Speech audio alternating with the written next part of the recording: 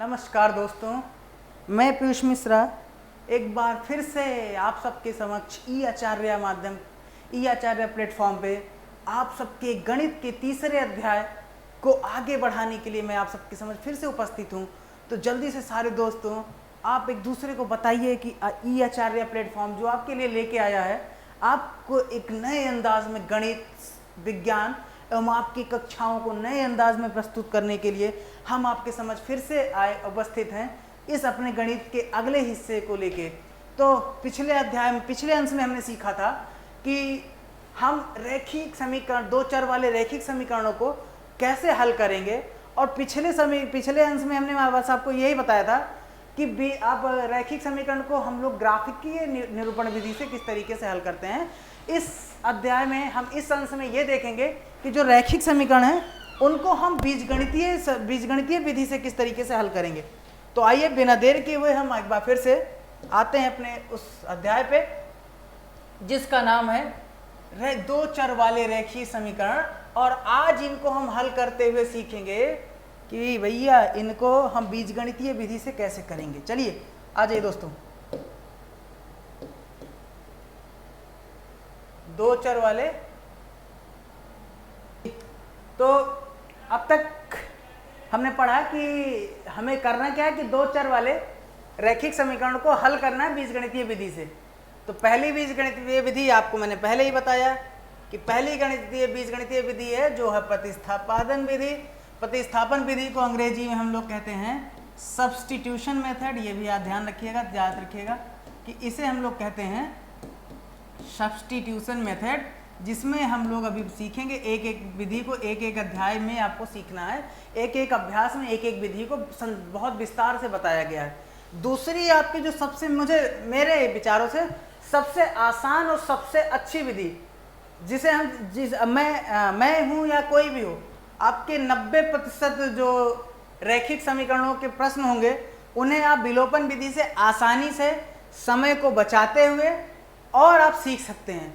सबसे बड़ी बात ये होती है कि कई बार बच्चों को ये कन्फ्यूज़न हो जाता है कि सर ऐसा है कि हम लोग जब अगर बोर्ड में, मान लीजिए बोर्ड में एग्जाम में अगर प्रश्न आ गया कि हम किस विधि से करते हैं, तो सबसे पहली बात ये समझिएगा कि 90% प्रश्नों में आपको कोई भी विधि व्यक्तिगत तौर पे नहीं दी जाती है।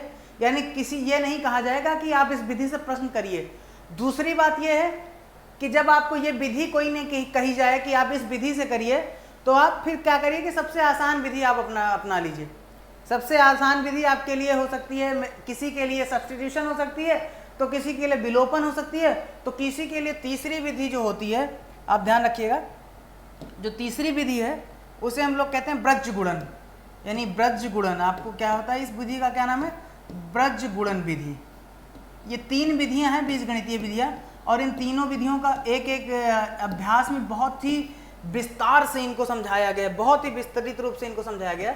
तो याद रखिएगा, विलोपन विधि को हम लोग अंग्रेजी में कहते हैं इलिमिनेशन, यानी कि किसी को हटा देना, इलिमिनेट कर देना, विलोप कर देना, ये इलिमिनेशन मेथड कहलाता है। और ये आपका कहलाता है क्रॉस प्रोडक्ट मेथड। यानी तीन मेथड बहुत ही आपके, तीन विधियां बहुत प्रचलित हैं। तीनों विधियों में से सब्स्टिट्यूशन, इलिमिनेशन और क्रॉस प्रोडक्ट मेथड। अब एक एक विधि को पहले एक एक तरीके से समझने का प्रयास करिए, और एक एक विधि के उससे एक एक अभ्यास आपके पुस्तक में काफ़ी सारा प्रश्न दिया गया है जिन्हें आप खूब अभ्यास करिए। तो सबसे पहले हम अगर आते हैं तो सबसे पहले हम इसमें सीखेंगे एक पहली विधि को। और हमारी जो विधि है, पहले मैंने आपको पहले एक बार फिर से सुन लीजिए कि तीन विधियां हैं, बीजगणितीय विधि तीन है। पहली है आपकी प्रतिस्थापन विधि, जिसे हम लोग सब्स्टिट्यूशन मेथड के नाम से जानते हैं। दूसरी आपकी है इलिमिनेशन मेथड यानी विलोपन विधि, और तीसरी आपकी है क्रॉस प्रोडक्ट मेथड यानी कि ब्रज गुणन विधि। ठीक है, तो आ जाते हैं हम लोग भैया अपने विधि पे। और सबसे पहले हम उठाते हैं अपने कौन सी विधि को, जो आपकी विधि आपके अभ्यास में दी गई है, उस विधि का नाम है, आ जाइए, ध्यान आप यहीं रखिएगा, कान और ध्यान यहीं। पहली विधि है, उस विधि का नाम है प्रतिस्थापन विधि। यानी इस विधि में हम करते क्या है, एक एक को समझने का प्रयास करेंगे। थोड़ा सा बस धैर्य बनाइए और आप नज़र और कान दोनों यहीं लगा के लिखिए, यानी कान और ध्यान आपका यहीं होना चाहिए। प्रतिस्थापन विधि यानी कि सब्स्टिट्यूशन मेथड, तो सब्स्टिट्यूशन मेथड को आ जाते हैं हम लोग।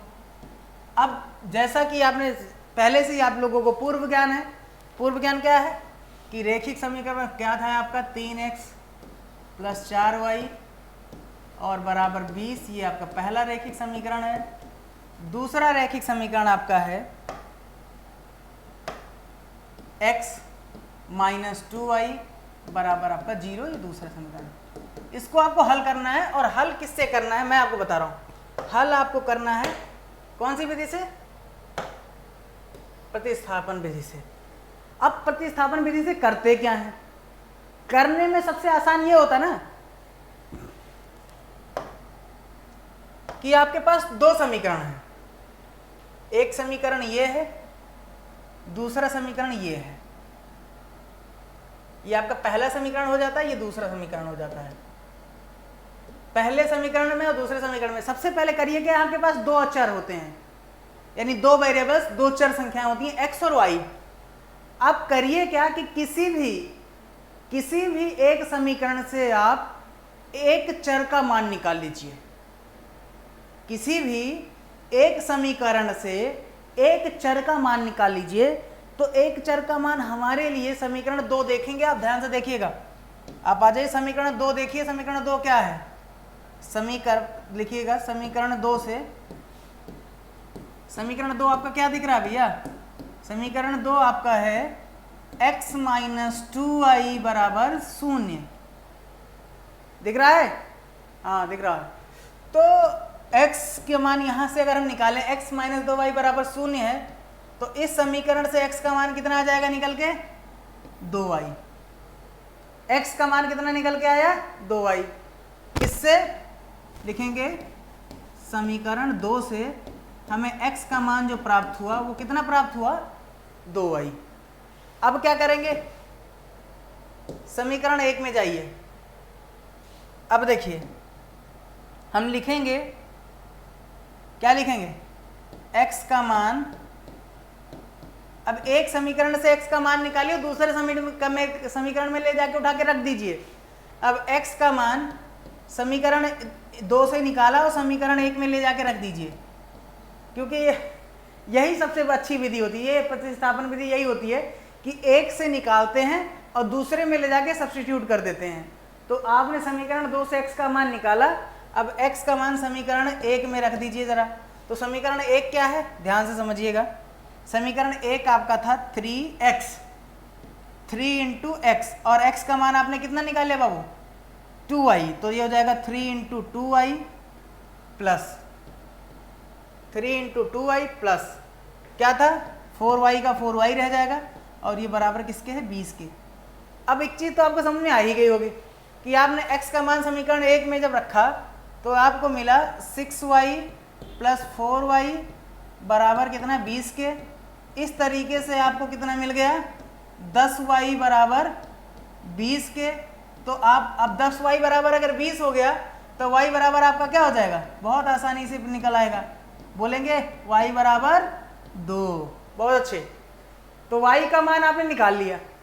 यानी ये होती है समीकरण विधि की खूबसूरती कि आपने किया क्या कि समीकरण 2 से x का मान निकाला और समीकरण 1 में उस x के मान को प्रतिस्थापन कर दिया, और समीकरण 1 में जब आपने x का मान रखा तो उस समीकरण से आपको y का मान निकल के आ गया, और समीकरण 1 से आपने y का मान निकाल लिया 2।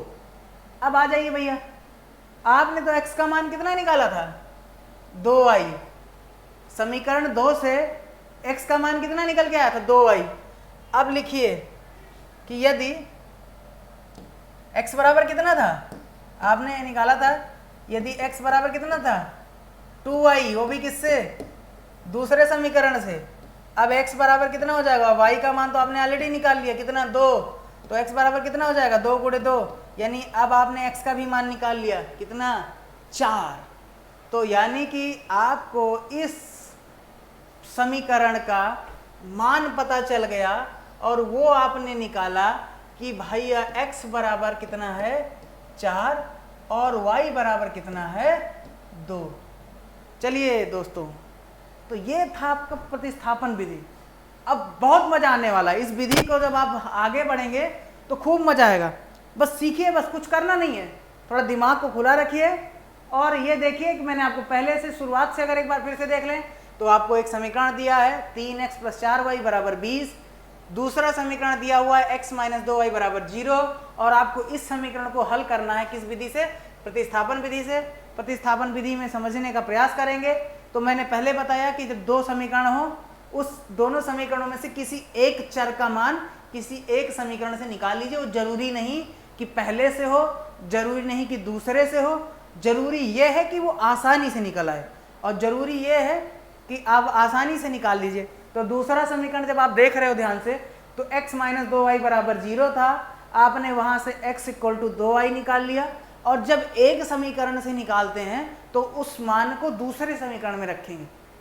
एक बात समझिएगा, मतलब जिससे निकालेंगे उसको उसमें नहीं रखेंगे, उस मान को अगले वाले में रखते हैं। अगर पहले से निकाला है तो दूसरे में प्रतिस्थापित करिए, अगर दूसरे से किसी चर का मान निकाला है तो पहले में प्रतिस्थापित करिए।